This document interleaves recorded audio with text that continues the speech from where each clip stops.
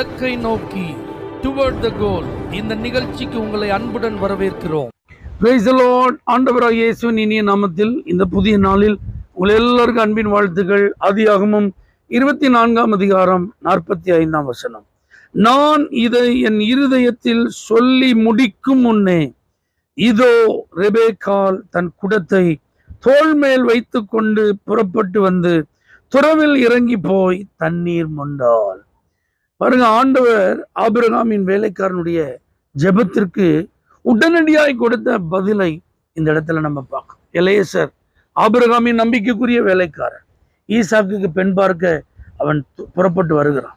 இப்ப பாருங்க, தேசத்திற்குள்ள வந்த உடனே ஒரு தண்ணீர் துறவு தலை குனிந்து அவன் ஜெபம் பண்றான்.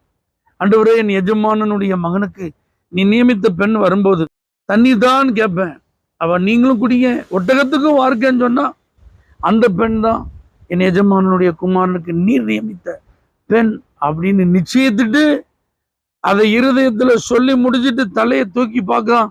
இதோ ரெபேக்காள். பாருங்க, ஜெபம் பண்ணி முடிச்ச அடுத்த நிமிஷம் பதில்.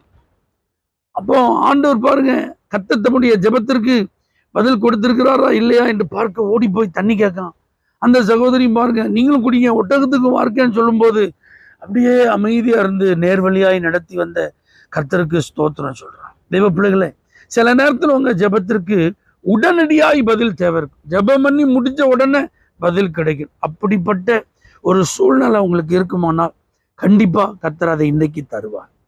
இவன் நீண்ட தூர பிரயாணம் பண்ணி வந்திருக்கிறான். இதை போல இன்னொரு தடவை அலைய முடியாது.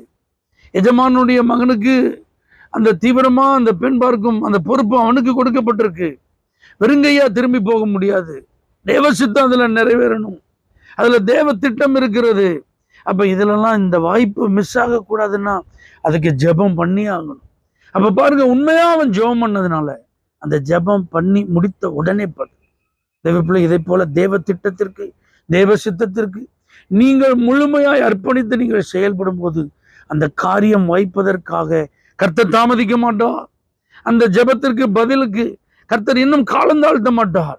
உடனடியான பதில் எப்படி எலேசரின் ஜெபத்திற்கு கிடைத்ததோ அதை போல இன்றைக்கு அவசரமான காரியத்திற்கு ஜெபித்த உடனே கர்த்தர் பதில் தரும். எதிர்பாருங்க. ஜெபம் பண்ணும்போதே அவிசுவாசமா ஜெபம் பண்ணாது. இதெல்லாம் நடக்குமா? நான் தண்ணி கேட்டா எனக்கு தர்றதே பெரிய விஷயம், ஒட்டகத்துக்கு யாராவது தருவாங்களா? இதெல்லாம் நம்ப முடியுமா? இதெல்லாம் கேட்டாலும் கிடைக்குமா? அப்படிலாம் நீங்க ரெண்டு நினைவுகள், பல எண்ணங்கள், இதுக்கெல்லாம் இடம் கொடுக்க விசுவாசமா ஜெபம் பண்ணுங்க. அது தேவ காரியம், அது தேவ திட்டம், அது தேவ சித்தம். அதுல ஆண்டவர் மகிமைப்படணும். முற்பிதாக்களில் 2ஆம் நபருடைய குடும்பத்தை கர்த்தர் கட்டணும். அது அவருடைய சித்தமா இருந்ததுனால ஜெபம் முடிந்த உடனே பதில். அதை போல தேவ சித்தத்திற்கு அர்ப்பணித்திருக்கிற உங்கள் வாழ்விலும் ஆண்டவர் செய்ய வேண்டிய காரியங்கள் உடனடியாக செய்யப்பட வேண்டி இருக்குமானால் அந்த ஜெபம் முடிந்த உடனே பதில். நீங்களும் இதுதான் தேவ சித்தமா? இதுல ஏதாவது ஆண்டவர் எனக்கு அடையாளம் காட்டுறாரா? கர்த்தர் ஏதாவது எனக்கு அறிகுறியை தெரியப்படுத்துறாரா நீங்க எதிர்பார்க்குறீங்களா? ஜெபம் முடிஞ்ச உடனே உங்களுக்கு முன்பாக நிற்பது, நீங்கள் கேட்கும் செய்தி, உங்களை தேடி வருகிற நபர், அவர் மூலமாய் கேட்கும் காரியம், அதுதான் தேவ சித்தத்திற்கு அடையாளம். ஆண்டவர் உங்களுக்கு தருகிற பதில். பரலோக தேவனே, இன்றைக்கும் ஜெபித்த உடனே கர்த்தர் கொடுக்கிற பதில் தேவ சித்தத்தை அறிய, தேவ திட்டத்தை நிறைவேற்ற அடையாளமாய் மாறுவதாக. இயேசுவின் நாமத்தில் பிதாவே, ஆமென். For prayer contact, Pastor J.